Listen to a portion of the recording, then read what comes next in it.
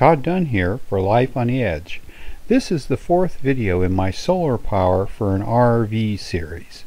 In this video, I'm going to be talking about charge controllers. There are two types of charge controllers that are suitable for RV use. They are the PWM controller, which stands for a pulse width modulation controller.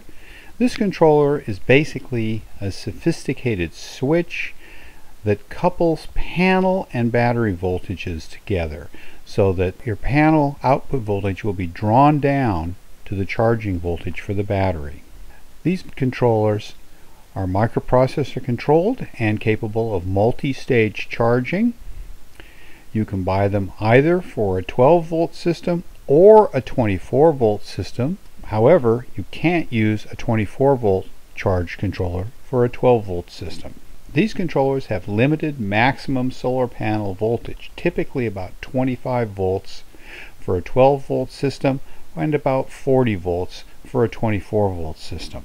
Multiple panels must be wired in parallel because of the voltage limitation. Two 12-volt panels wired in series would have a voltage up around 38 volts, which would exceed the maximum voltage for a PWM controller. Efficiency of these controllers is typically in the 75 to 80% range, but it's panel dependent. You'll get better efficiency with a panel that has a lower operating voltage, like a polycrystalline panel, than you will with a panel that has a slightly higher operating voltage, like a monocrystalline panel. These controllers are also relatively inexpensive. I've seen them for as little as $15 for a 20 or 30 amp controller, and they go up to about $75. The other kind of controller is an MPPT controller, which is a maximum power point tracking controller. These controllers use DC to DC conversion technology to decouple the panel voltage from battery voltage. That lets the panel run at its most efficient voltage, and then a DC to DC converter takes that voltage combined with the amperage output of the panel and changes it down to the desired voltage for charging, and because it decreases the voltage, it increases the amperage. That is decoupling the voltage between the panel and the battery. MPPT controllers are also microprocessor controlled and have multi-stage charging. These controllers allow higher maximum panel voltages, which allows panels to be wired in series or series parallel, which will bring the amperage passing through the wires from the panel down, which will let you use smaller wiring. Most of these controllers are usable with either 12-volt or 24-volt systems, and they tend to auto-sense. They have microprocessors built into them to take care of that. Efficiency is much higher than with a PWM controller, typically 95 to 98%. They are, however, more expensive. They start at about $80 for the cheapest ones, maybe a 10 amp controller. By the time you get up to a 30 amp controller, you're looking at $120 to $150. Now let's look at PWM charge controller specifications. This is just a typical set of specifications I copied from the internet. Every controller will have a nominal voltage. This is the battery voltage that the system is set up to charge. It'll either be 12 volts or 24 volts. Occasionally you will see a controller that says 12/24. These controllers will automatically sense the batteries and adjust the charging output to the batteries. However, a 24-volt controller cannot charge 12-volt batteries, which means that if you're going to run it in 24-volt mode, you're going to have a 24-volt panel, which won't work to charge 12-volt batteries. Then next you'll find the rated charging current. It'll either be something like 10 amps, 20 amps, 30 amps. I've seen a few PWM controllers with a 40 amp charge current, but that's about as big as they get. Self-consumption is how much power it takes to run the controller. In this case, less than 10 milliamps. Doesn't take much power to turn on the LEDs and that sort of thing. Parameters for the next four are battery charging parameters, high voltage disconnect, is something that disconnects the charge circuit from the battery if the battery voltage exceeds this volt level, 16 volts. When it drops below the overvoltage reconnect number, the charging starts again. Similarly, low voltage disconnect means that charging stops if battery voltage drops below 11.1 volts and restarts if battery voltage goes above 12.6. This might occur, for example, if you suddenly put a large load on a battery which would draw it way down. The next parameter here is the working temperature of the controller.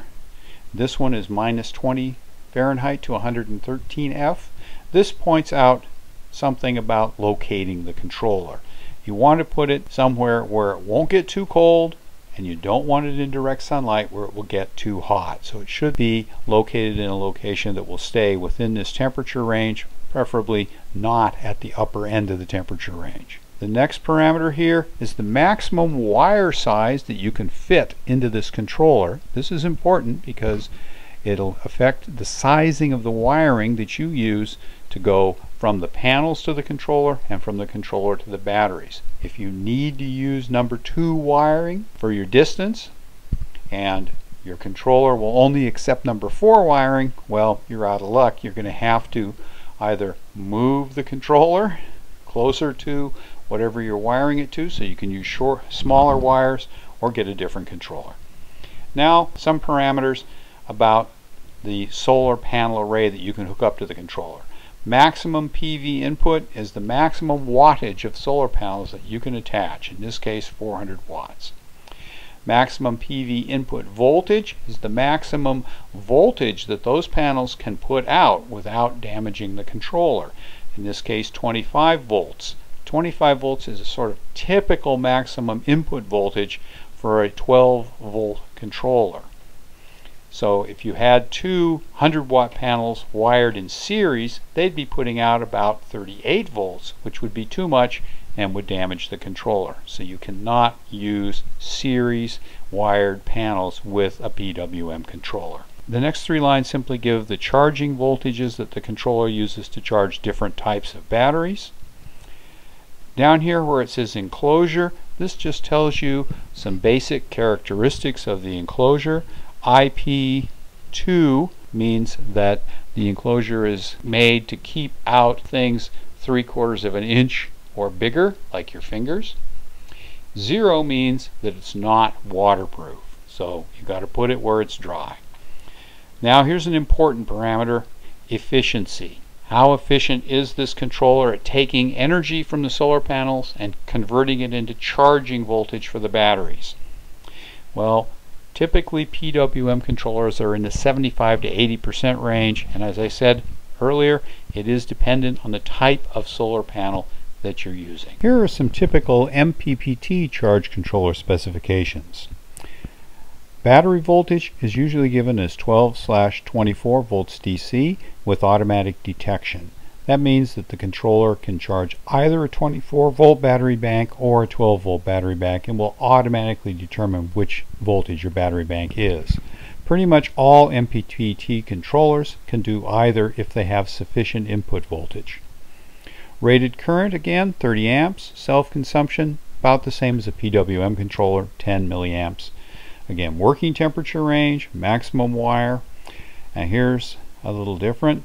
Maximum PV input power. This is for a 30 amp controller. It might be 440 watts of solar panels for 12 volt DC charging, but 880 watts for 24 volt DC charging. And here is a big difference. Maximum PV open circuit voltage. This is the maximum voltage that can be put out by the solar panels. It's typically going to be somewhere in the 60 to 100 volt range. That means that you can run panels in series or series parallel. These controllers are all microprocessor controlled, so they all have multi-stage adaptive charging algorithms. They'll usually detect something about the batteries, and in many cases will automatically pick the appropriate charging voltages.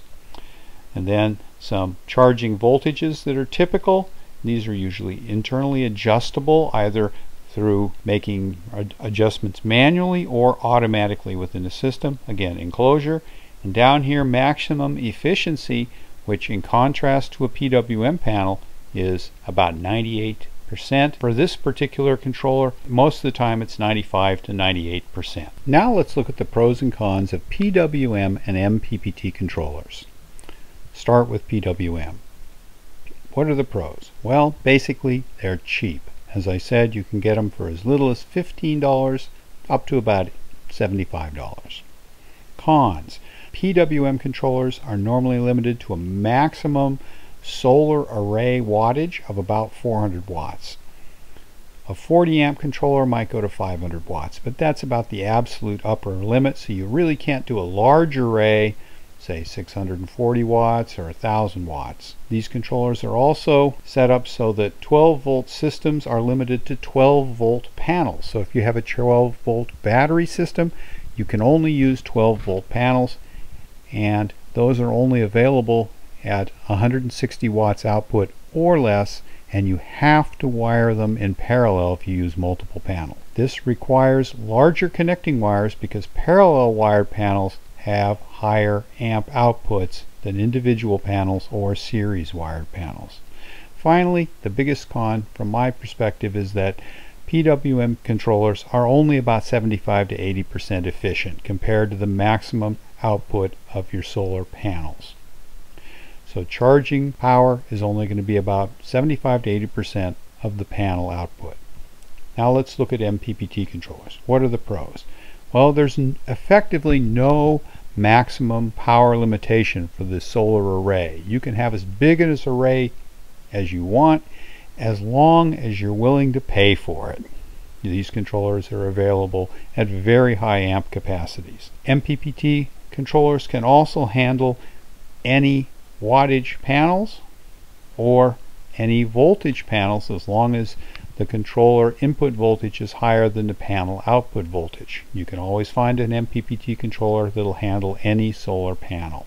Multiple panels can be wired in series or series parallel, which means you can use smaller wires to connect the solar panel array to the controller. Efficiency is typically in the 95 to 98% range, which is much higher than a PWM controller, so you'll get more charging power out of an MPPT controller for a given panel than you will with PWM.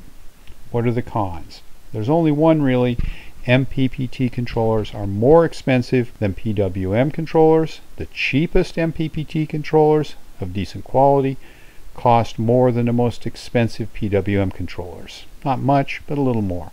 However, if you use a multiple panel solar array, if you wire the panels in series or series parallel, you may recover most of the difference in cost in the cost of the wiring to go from the panels to the controller. So what does this say in the long run?